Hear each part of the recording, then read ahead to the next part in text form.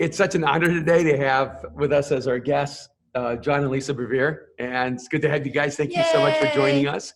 We're thrilled. Yeah, we're thrilled to be with you. We love you. We've loved you from afar for years. Yeah. And by the way, I want you to know I'm so grateful and I'm really honored to meet you guys. I just wish we had known each other for the last 20 years. I know. It's really mutual. Yeah. Both things you said are totally mutual on this end. We don't know hardly anyone our age. Yeah. Same. Yeah. We've never met anybody as old as we are.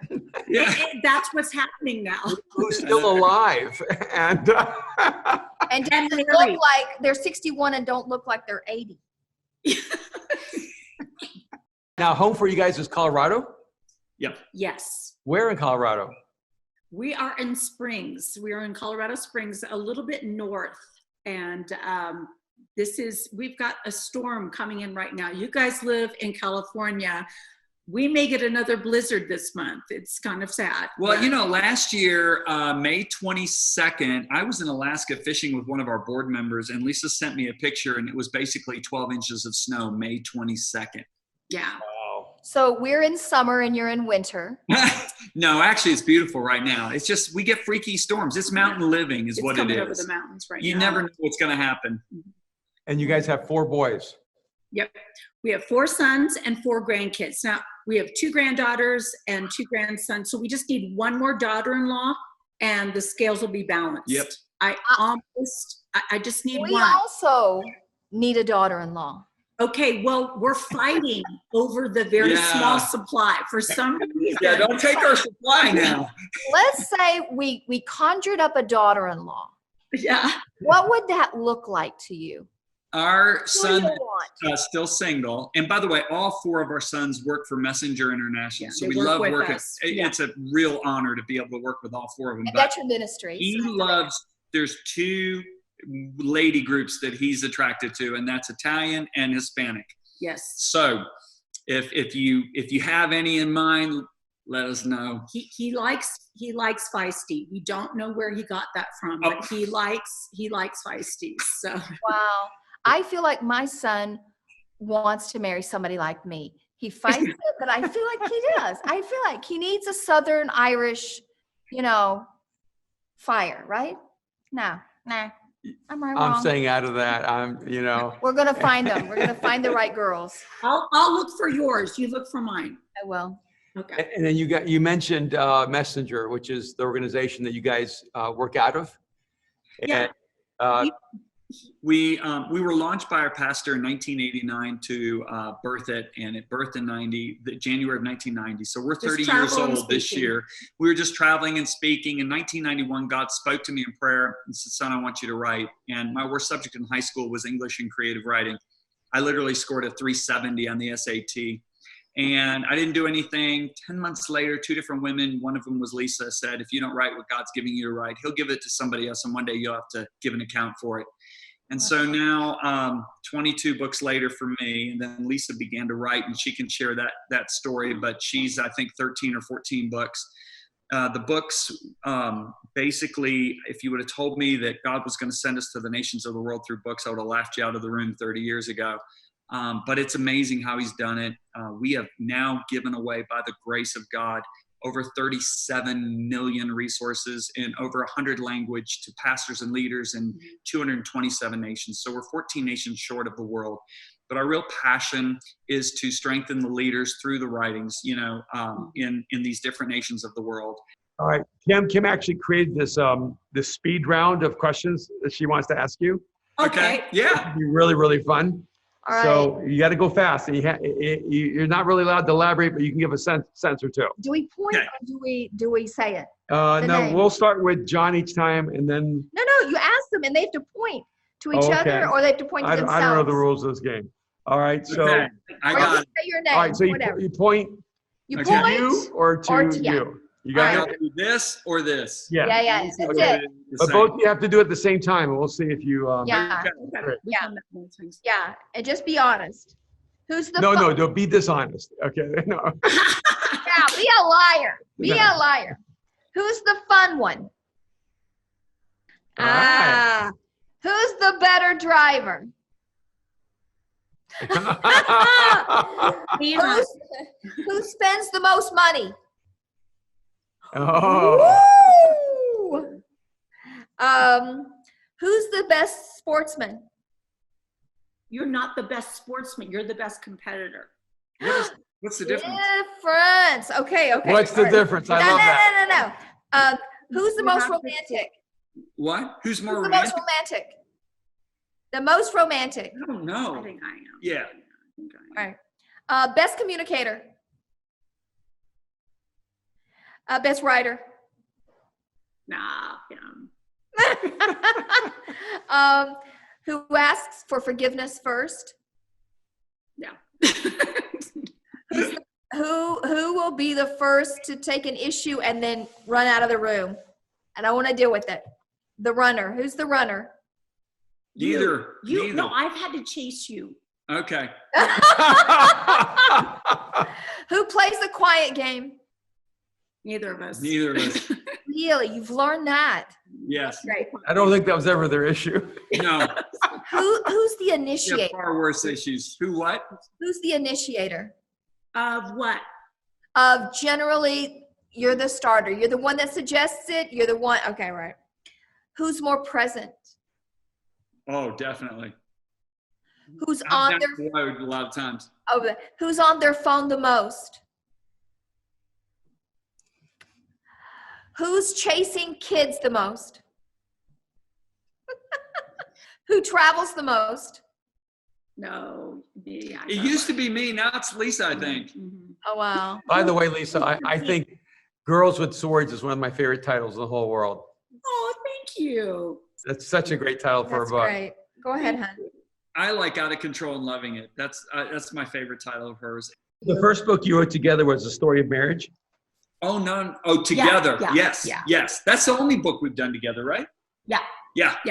All right, so let's take a few minutes and talk about marriage, because we don't have a lot of conversations at Mosaic with married couples, because our community is kind of born out of almost 80% singles. And so Wow. a lot of times the married couples here have a deficit of conversation. And now, fortunately, we've been here for several decades, so a lot of those singles have gotten married. And so let's talk about how many years you guys have been married now? 38 this October. All right, for us, it's 36 years. And because we dated a little longer than you guys did.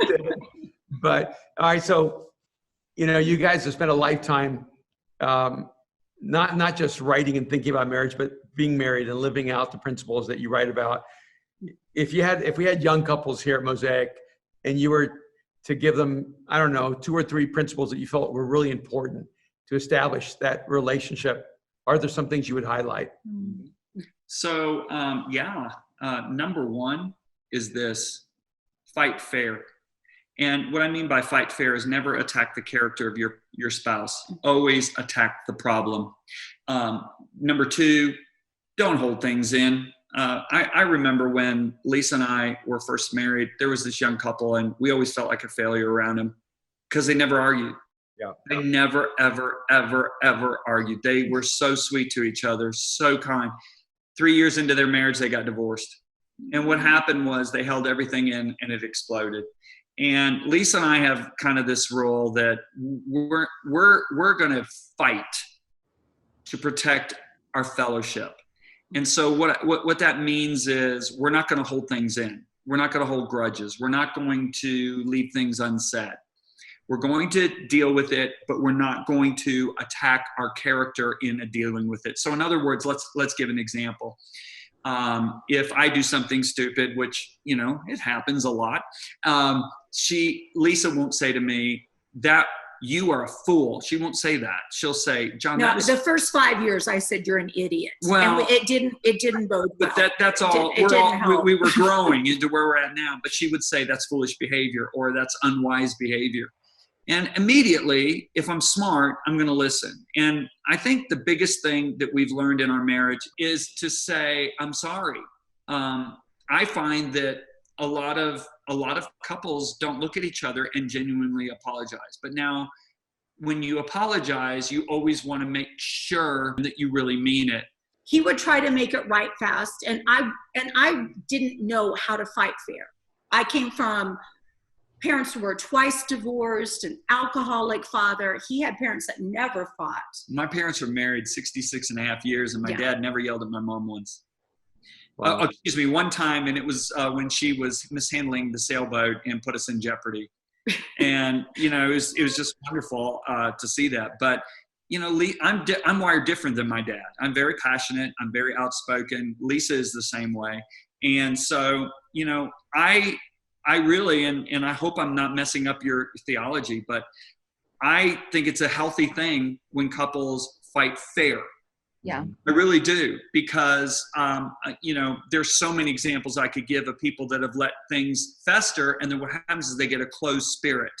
Mm-hmm. And so if you look at Paul said to the Corinthians, he said, open up your hearts to us in 2 Corinthians chapter 6. He said, we have opened our hearts to you, but you have closed your hearts to us, basically. Mm-hmm. And I find in all the years, you know, I pastored, you know, for a couple of years, and then we've been traveling, but in all the marriage counseling that I've done, I saw the most devastating thing that would happen is one of the people in the marriage would close their spirits to the other. Mm-hmm. And so we have this like agreement that we're not going to let this happen. And that means we have to stay in it. Now, if it starts getting too intense, and I'm not saying, you know, we're just yelling at each other. I'm saying if the conversation gets too intense, one of us can look at the other and say, I need time out. Mm-hmm. So when that is said, we both, no matter where we're at in the conversation, we both have to part ways for a few minutes, like 30, 40 minutes, an hour, whatever it takes, until we're both calm. And then we go to these 2 chairs in our house and we sit down and say, okay, in these chairs, we're going to find a solution. We're not going to bicker. We've already gone through all the problems here. We're now going to sit down and come up with the solution. So we like to say that we like to fight with fierce unity. And I will say this, I was on the phone with my mother today, and she was like, John, I just realized yesterday, this is probably the longest you and Lisa have been together these past 2 months in 30 years of marriage. And I said, yeah, Mom, it's the longest we've, and I said, you know what, Mom, I think we've had one little spat that lasted maybe an hour, but if that long, but we have had a blast together. This has been such a great 6 weeks together. So, you know, yeah, absolutely. You know, John knew how to love me well. I did not know how to love him well when we first got married. And one of the things when I've talked to young couples that I wish I would have done differently looking back is I actually wish I would have let John make more mistakes. I know that sounds like a crazy thing, but I would have, you know, John's very much a visionary, and I would let fear come in, and I wish we would have taken a few more risks. And then the other thing is I wish I would have loved John more fearlessly early on.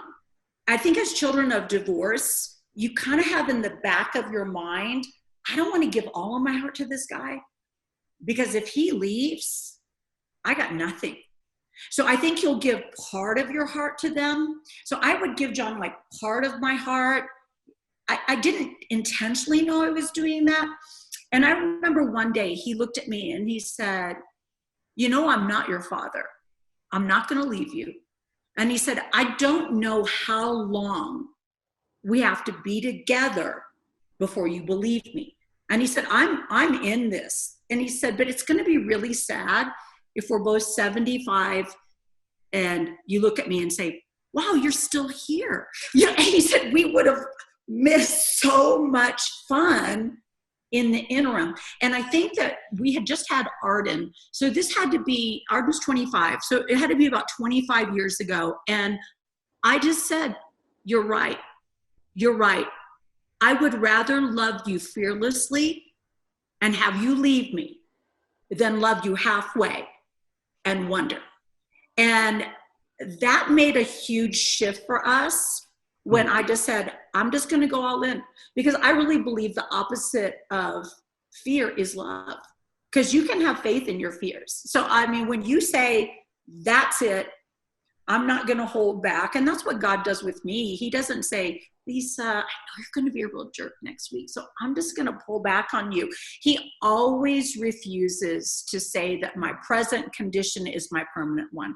And so I know that when I started to actually push in on my heart, it really changed things for us.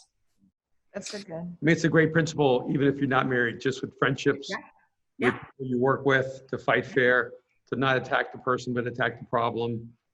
And even just in a very practical way, to give each other time out so you can kind of reconnect and center yourself to come back with your best person.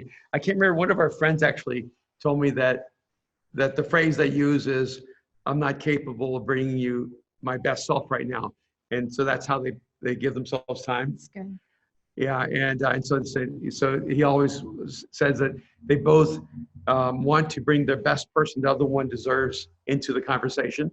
So when it says, when I'm not able to bring that person, we allow the other person to find that person and then come back. Yeah, that's very good. I love that. I love that I'm gonna too. write that down. Yeah.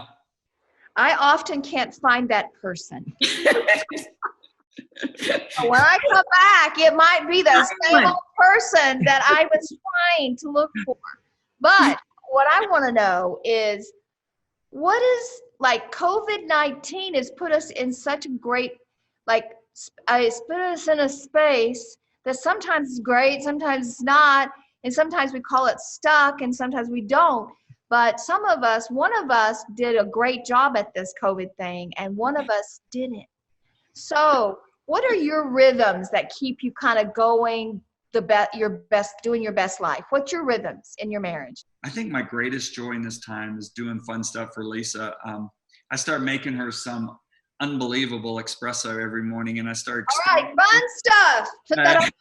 And so I started putting like dates in a blender, medjool dates, and cocoa and cinnamon and coconut cream and coconut milk, and blending it up, putting it in the frother, putting 4 shots of espresso, pouring it in, and then now making. I can't fit into my pants. And now making ginger shots in the morning, fresh ginger shots, making pancakes, gardening together. To be honest with you, I've had more fun serving Lisa in this 6 weeks than I've probably ever had before. It's been a blast. And, I will say this, if you don't serve your spouse, you're miserable. I know my selfish times when I've been more focused on me than Lisa. And to be honest with you, I'm not happy. I'm not enjoying those times. The greatest moments I have is when I get to do something that surprises her or she wasn't expecting. And that's been kind of the funnest thing for me. Well, and John is super disciplined. So he's up at 5 a.m. reading his Bible. He drinks tea. I hover over an espresso machine for an hour and a half. Yeah, you can't ask Lisa anything intelligent until she's had at least 6 shots. He says things like, how many shots are you going to have? And I'm like, why would we count? Why would we count? Like, when it's right. You know. That's so I just have to ask you, you're raising, or you've raised 4 boys, 4 men. Mhm.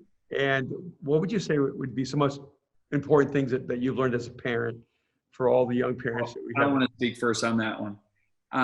To say you're sorry, because I've talked to so many young men and they're so wounded, and they say basically this: when my dad made a mistake, we all just kind of forgot about it. And then I'd look at them and I'd say, but you didn't, did you? And they said no. And I don't care how good a leader is, I don't care how good a father is, we make mistakes. The only one who doesn't make mistakes is Jesus. So early on, I felt it very crucial that whenever I made a mistake, to immediately, when I realized it, sit down with my son and say, or sons, I really messed up and I'm so sorry. And I would say that is, to me, the most important thing. And number two is, I would tell my sons constantly, I want to be one of your closest friends, but I am first your dad. Mhm. I am not first your friend. I am your dad. And that means that if I need to be strong, I need to be firm, I need to discipline, I need to correct, I'm going to do that. But always remember, I want to be one of your best friends. And so still, I'm very, very close with all 4 sons. Yeah. And they love Lisa's just the most amazing mother. And I really mean that. But I found that, and the other thing that for me as a man was, I constantly told my sons how beautiful their mother was. And I constantly, with my sons, tried to find out what their interests were and try to connect there. And fortunately, 3 of them like golf. I'm an avid golfer. So it was a great way to connect. But we would play sports together like crazy because my whole life has been athletics. So that was a great way to connect. And I found that when I connected with them on their areas of interest, then they would want to connect with me in the area of the spirit. Yeah. That's You know, so one good. of our sons said they always felt safe because humility and vulnerability makes people feel safe. And so they said, we kind of watched our parents grow. I mean, we both did not come from a Christian frame of reference. I mean, John's parents were godly. My parents were crazy. So, you know, so we were making it up as we went along. And that meant a lot of stupid stuff. And then the other thing is one of our sons was asked by somebody, you know, you've got parents that have raised 4 of you and you're all godly. And again, not because we did it perfectly, because some people do it perfectly and their kids go crazy. So it wasn't that. But he said, our parents spanked us and played cards with us. It was the truth. We were big on games. We're huge on games. Because we found that we connected over games. It's amazing. You just start talking, right? Yeah. And can I say, for Lisa, what she did, this was so wise. She told our sons, you will be involved in every night for dinner. So our sons would help. They'd set the table, they'd cut tomatoes, they'd prep, and afterwards they cleaned dishes. And the other thing she did is made them do their own laundry. And I'm telling you, all our daughter-in-laws have thanked us. Because those guys are really, I mean, if we were to come to your house for dinner, I'll tell you what would happen. We would be done with dinner and our sons would get up before either of you and they would start bringing the dishes over to the sink and start rinsing them off. That's what they will do at your house. Wow. And so their They were mother slaves. taught them well. So we don't believe in serving our kids. We believe in getting our kids to be part of the family. We believe in training them. Is what we did. And now we enjoy being with them. Yeah. More than anybody else. We just did 2 weeks in together in a small house. Yeah. We did with all of them and had a blast. Yeah. There was no fights. One fight the 2 weeks, No. not one. Guys, it's been wonderful having you. Wait. You have questions for us? You want to ask us about our marriage? Yeah. You want to ask us about us? Yes. Yes. Yes. Wait, let it be about us. This is about them. Well, we have some time. But this is our first time meeting. Yeah. So, Okay. I want to know something. Erwin, what do you love the most about Kim? How cooperative she is. Oh, let me tell you how much he loves me. This was the, I'm not going to read it. This was the, we're all going through book clubs, The Way of the Warrior, and the dedication is my favorite thing he's That's ever the only written. part of the book she's read. I just stopped at the dedication. It's my favorite. All right, All right, go ahead. No, I'm not going to read it. No, I just thought that's what you told. You gave me your love when you wrote that page. Oh, That's so great. Good. I love how passionate Kim is about life and about helping people who are on the fringes. And I think Kim's the most alive when she's most alive when she's traveling and she's away from me. That sounds terrible. No, it doesn't. I get it, Kim. You get it, right? No, because I get it.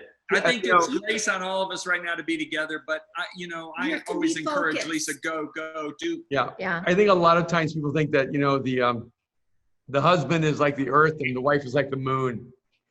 And she's just supposed to float out there in space.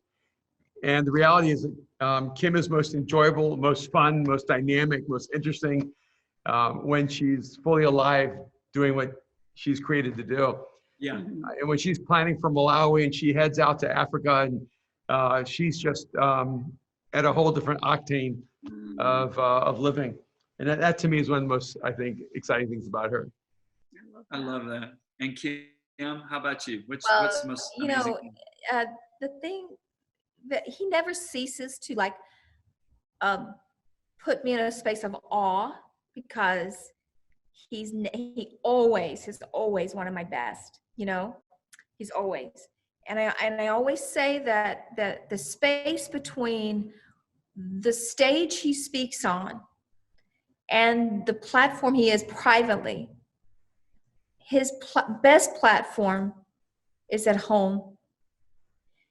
Wow. He what a doesn't stage. over exaggerate. He doesn't over, you know, like spiritualize our relationship at home and who he is as a real person. He's always lived his best life at home and held back advertising that. And That's the best thing you could have said. that right he there. doesn't advertise how great he is as a husband honors me. And I could say a lot because of this marriage that we've had that's could be considered a long time. It's a lot of years it's a Hollywood miracle. Yeah, it is. It's a Hollywood miracle. And that we've been married this long, and because we both came from very difficult, broken families. And there was my mom had 10 kids, ran away from the drunk she was married to, and then ran in the arms of a worse drunk, more kids. It was just awful. And so I never wanted to have children because that's the only mother I knew. And I thought that mother will be me. That is the mother I'll be. So to know that he's always has my best, and that we've discovered together that we're good together, that we're good together, you know, that we're amazing together, even though we're completely opposite in so many ways. He's never been afraid of how opposite I am. You guys have any other questions? He's a good man. Can I ask one question? What would you say, because you guys have served in a long capacity, you have a strong marriage, what would you say was the most important thing you've learned along the way that you'd want to pass on to the next generation? For me, my epiphany moment, which was another question I wanted to ask you, when was your epiphany moment, came on a stage when Erwin and I, we were very rarely together on the same stage. It happened, I think it was in North Carolina at Ridgecrest or something like that. And we were sitting there talking, and we had to do this relationship thing. And I realized how arrogant I was, that for so many years, I resented the fact that I had been hidden behind him, and that I sat beside him and realized if you cannot be wise enough and less arrogant enough to know that he's a genius and you have a lot to learn, can you learn? You sleep with him every night. I'm with him all the time, but to actually learn deeply from him, to get the things he's teaching, to understand that he has something valuable to teach, not to the church, but to me. And so I just learned that lesson, and I picked up my pen and I started taking lots and lots of notes. And now you can do that in your phone. I just learned how to do that in my phone. And then I'm a learner. I'm a deep learner of all things he says.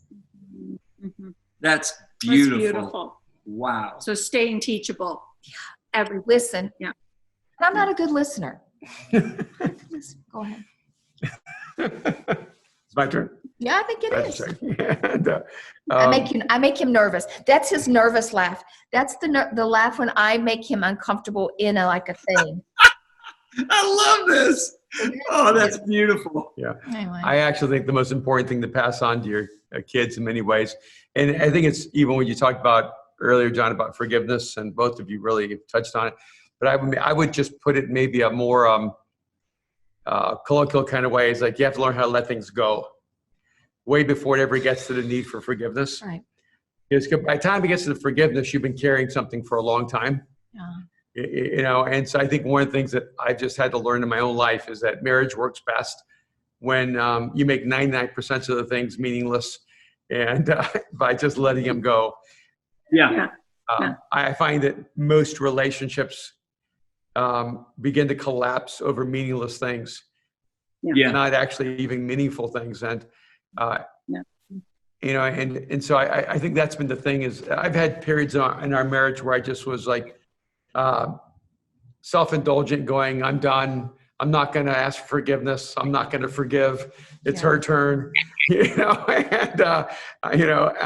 it didn't go well. It never worked well, and I feel like if you perceive yourself to be the stronger person, then you have to forgive the fastest. Yeah. And Agreed. the only way you could ever justify being the one who forgives more slowly is to acknowledge you're the weaker person. It's good. And so the stronger person is always most responsible It's good. for forgiving first, forgiving fastest. Wow. We're so grateful to have you, and say thank you so much for giving us this time and investing in all of our community. And we just want to tell you we love you, even though we've just gotten to know you.